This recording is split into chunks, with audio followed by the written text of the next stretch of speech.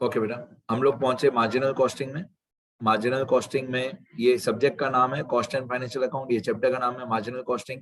ये सुधीर प्रकाशन का क्वेश्चन 6 है आपकी एक्सरसाइज का। ये सम्स वाले पेजेस में लिखना, थोड़ी देर के बाद मैं समझा दूं। उसके बाद यहाँ पे एक छोटी सी पॉइंट चेंज है। यहाँ पे लिखा है the following information is supplied in respect of a factory. Total variable cost 50,000 rupees. हम लोगों ने अभी तक जितने भी क्वेश्चंस किए 1, 2, 3 जो भी क्वेश्चंस किए उनमें वेरिएबल एक्सपेंसेस पर यूनिट दिया हुआ था। वेरिएबल एक्सपेंसेस हमको पर यूनिट दिया हुआ था कि वेरिएबल एक्सपेंस पर यूनिट इतना। इस क्वेश्चन में ये प्रॉब्लम है कि वेरिएबल एक्सपेंस 50,000 पर यूनिट नहीं दिया हुआ है, टोटल अमाउंट में दिया हुआ है 50,000।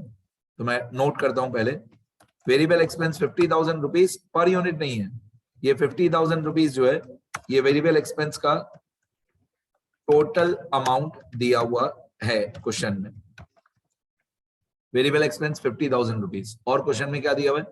Fixed expenses 90,000 rupees. तो फिक्स्ड एक्सपेंसेस 90,000 रुपीज। ये भी ऑब्वियसली फिक्स्ड एक्सपेंसेस में हमेशा टोटल अमाउंट ही दिया हुआ होता है। फिक्स्ड एक्सपेंस में टोटल अमाउंट ही होता है। वैसे भी वेरिएबल एक्सपेंस 50,000 हमने लिखा, फिक्स्ड एक्सपेंस 90,000 हमने लिखा। सेल्स दिया हुआ है 2 लाख रुपीज। सेल्स भी 2 लाख रुपीज आपको अमाउंट में दिया हुआ है। पहली बार कि सेल्स की टोटल अमाउंट दी हुई है 2 लाख रुपीज। वैसे बाकी सारे सम्स में क्या होता था कि फिक्स्ड एक्सपेंस की अमाउंट दी हुई होती थी और एस और वी का पर यूनिट दिया हुआ होता था। बाकी सारे क्वेश्चंस में फिक्स्ड एक्सपेंस में अमाउंट दिया हुआ होता था और एस और वी में पर यूनिट दिया हुआ होता था बाकी सारे क्वेश्चन में। इस क्वेश्चन में सबकी अमाउंट दी हुई है। अब लिखा हुआ है calculate break even point. Calculate break even point. तो मैं आपको यहाँ पे एक नया रूल बता देता हूँ, सुनना ध्यान से। कैलकुलेट ब्रेक इवन पॉइंट कैसे सॉल्व होगा, सुनते रहो। रूल समझो। रूल ये है कि हेयर एस मतलब selling price per unit and V, here S and V are given in total amount. So break even point can be calculated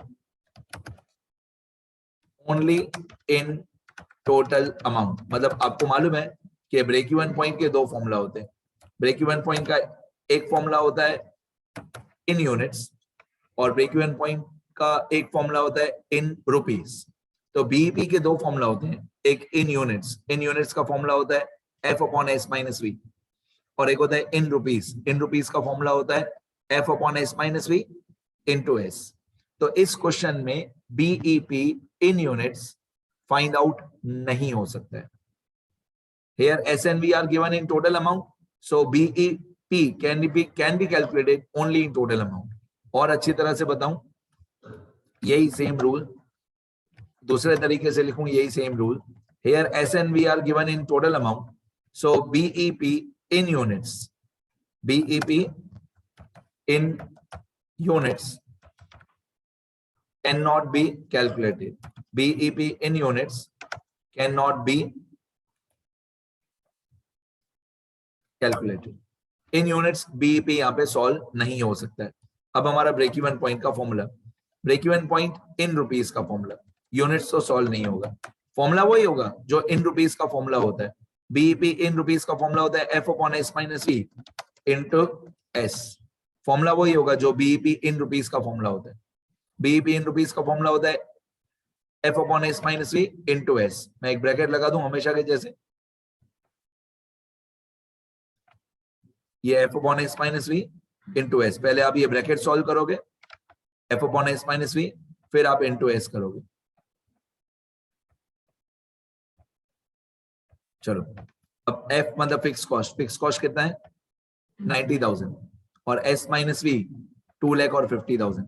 तो ऊपर आएगा 90,000 और नीचे आएगा 2 लाख माइनस 50,000। ऊपर आएगा 90,000 और अपॉन में आएगा 2 lakh minus 50,000 into S. S मतलब हमारा सेल्स, सेल्स है 2 लाख। बस मैंने सिर्फ वैल्यूज पुटअप किया, मैंने सिर्फ वैल्यूज पुटअप किया। ध्यान दो बेटा, फिक्स कॉस्ट दिया हुआ है 90,000, डन। एस और वी दिया हुआ है 2 लाख और 2 lakh minus 50,000 into S, S दिया हुआ है टोटल सेल्स 2 लाख। ठीक है, मैं फिर से बोलता हूं, यहाँ पे एस और वी अमाउंट में दिया हुआ है तो हमारा आंसर भी सिर्फ अमाउंट में ही आएगा, यूनिट्स में सॉल्व नहीं हो सकता है। ठीक है, अब ऊपर आएगा यहाँ पे 90,000, ऊपर आएगा 90,000 डिवाइडेड बाय 1,50,000 और ये जो इंटू 2 लाख है वो पूरा सेम रहेगा इंटू 2 लाख रुपीज। ठीक है, अब 90,000 डिवाइडेड बाय 1,50,000 जो भी आंसर आएगा, 90,000 डिवाइडेड बाय 1,50,000, ये 90,000 डिवाइडेड बाय 1,50,000 0.6, जो भी आंसर आएगा 0.6 उसको मल्टीप्लाई बाय 2 लाख कर देंगे।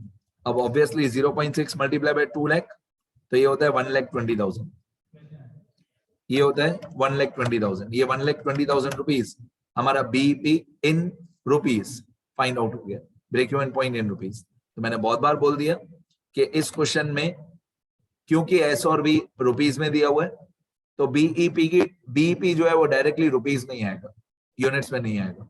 ठीक है, अब एक बार मैं स्क्रॉल कर देता हूं, सब लोग लिख देना, बहुत छोटा सा ही क्वेश्चन है।